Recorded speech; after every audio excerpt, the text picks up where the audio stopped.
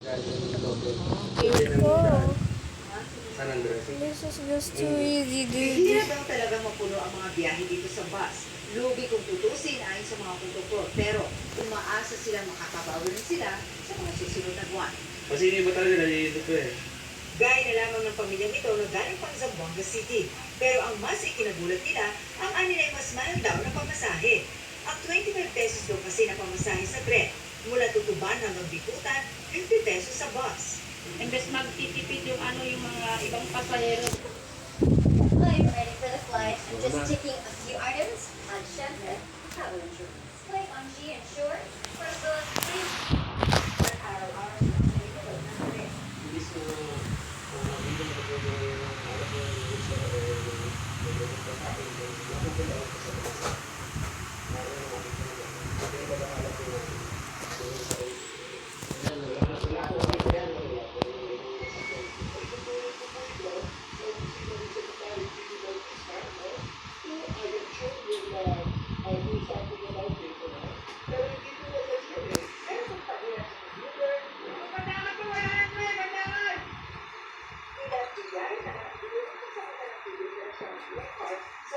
Hindi ko hindi ko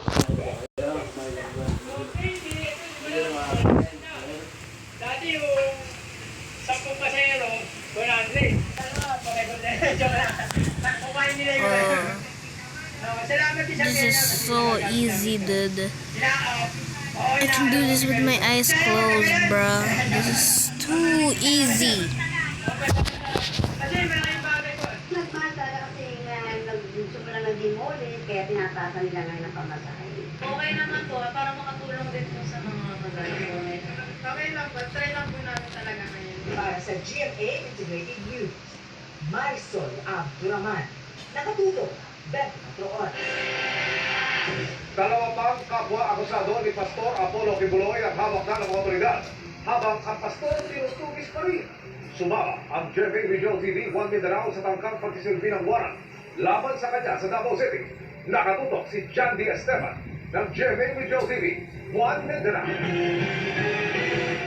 Alas 8 ng umaga pa lang kanina, inumuna ng National Bureau of Investigation Divergent ang Prayer Mountain League, Kingdom of Jesus Christ leader, Pastor Apollo Kibuloy, sa Progress Barangay Pagino.